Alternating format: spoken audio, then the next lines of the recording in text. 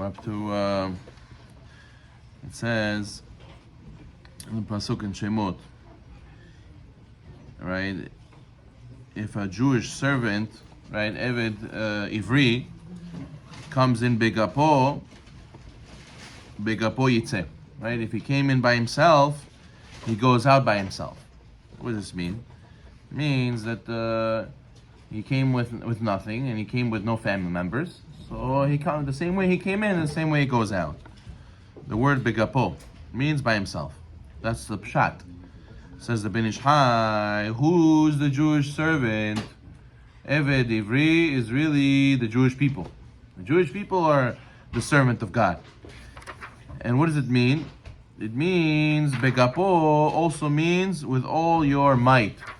As it says, whoever responds to Yesh Merabah b'chol kocho, whoever answers Yesh Merabah to Kaddish with all his might, even an evil decree of 70 years will be ripped up for him. It's the Gemara Masechet Shabbat. So usually there's three ways to use your strength. There's thought, there's speech, and there's action. Learning Torah usually is done out loud, so that's with speech. But a lot of times with action, it's very hard. A lot of times people, what do they say? Oh, I didn't do the mitzvah, I did everything I could. I've used all the strength I could. But if I could have done more, I would have done more. So over there, if you're really real with Hashem, what does Hashem say? Even your thought, I count as a mitzvah. If you really couldn't do it and you tried, Hashem considers it as if you did it. And he says, with the word Begapo, you can break it up into two words. Bagpo. Bagpo, which is Begimel Peivav. Peivav is 86. Begimel means in three. In 3 times 86. What's 3 times 86? He says, if a Jewish servant, Begapo Yavo, if he comes with 3 86s, Begapo Yitzeh, he will come out with 3 86s. What's 86 Gimtarya? Bechol Kocho. Bechol Kocho is Gimtarya 86. So if you serve Hashem with 3 86s, Bechol Kochecha, Bechol Kocho, with all your strength, in thought, that's 186. In speech, that's the second 86. In deed, all right, thought, speech, deed, action, that's the third 86. With all 3, then you get 86, you get away the judgment, because Elohim is also 86. So the way to get rid of the judgments, Elohim, is to use Bechol Kocho, to use all your strength, which is 86. So therefore, a person has to make sure that when Hashem created the world, right, it says the word Elohim, Bereshit bara Elohim et Hashem v'haaretz. Hashem made the world with din. The way the world, you have to be in a certain way in order to get all the blessing. You can't just do whatever you want. So therefore, a person, what is the way to get the blessing? He says, Bechol Kocho, with all your strength, to nullify the dinim of the 86. So therefore he says, the Pirkei Avot, 10 things were created on Erev Shabbat, including what? Including the ram of Avraham Avinu, which he sacrificed instead of Yitzhak Avinu. So till this day, every day in the morning in Shahrit we read Akedat Yitzhak. It's a great way to get mercy from Hashem. But in the end, Yitzhak was the sacrifice. It was the ram. So therefore, what do we see from here? We see that even though the ram was the one that got slaughtered, and not Yitzhak, but Hashem considered it as if Yitzhak was slaughtered. You see how important is the thought. The thought, if he really tried the best he could, Hashem considers it as if you did it. And it comes out that you don't even have to do it. And Hashem considers it as if you did it. So you see, look at this. Avraham Avinu thought, that's it, I have to give up my son. You know what? Okay, for Hashem, I'll give up my son. Hashem says, you passed the test. That's it. Now, you get to keep what you want, and you also consider as if you did the mitzvah. Hashem gives you best of both worlds. It's like the Gemara, right, where the guy was hiring the prostitute, and he was about to do the sin. He took off his tzitzit, and he smacked him in the face. And then he said, you know what?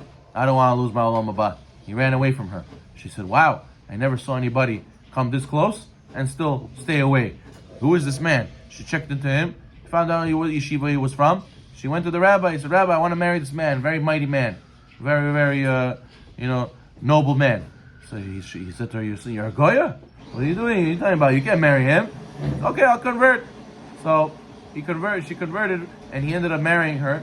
He wanted to be with her, be'isur, ended up being he passed the test. Hashem made it that now you didn't do the sin. Plus, now it's permitted to you for it to be with her. So he got what he wanted in the end. Why? Because he held back from doing the forbidden thing. So you see, Hashem, how much He considers our thoughts so powerful, that He makes it that if you use your thoughts the right way, you can get whatever you wanted, plus more. You get a mitzvah, it'll be permitted, and Hashem will bless you to consider as if you did it, even though you get to keep what you want. So therefore, we learned this from the Akedat Yitzhak. It says the Gemara in Masechet Shabbat that wicks and oils that the Chachamim forbade for lighting Shabbat candles, right? They cannot be used for lighting the menorah in the temple. The flame has to go me'elea, right? Ola me'elea, and it cannot be used through an outside source. So what do you see? That there's certain wicks and oils that Chachamim said you cannot use, right? Interesting. One of the fuels that the sages say you can't use is shava.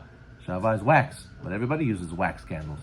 So the Farshim explained that means wax when it's formed nicely today with the wick in the middle all the way through, that is permitted to use. But to use just random blob of wax, that's not going to burn properly.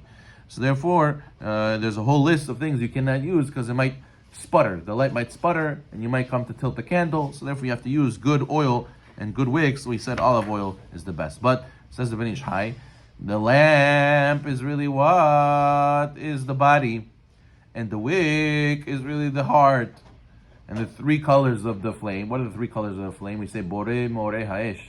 Hashem who creates different types of flames. There is white, red, and green. Corresponding to what? To speech, thought, and deed. So therefore, just like the flame has to be from a good oil, good wick, so too we have to have good speech, good thought, good deeds.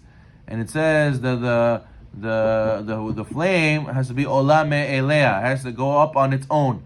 Me'elea is also the same letters as Elka. Elka means to Hashem. Our thoughts, our deeds, our actions have to be for the sake of heaven and not for our personal sake.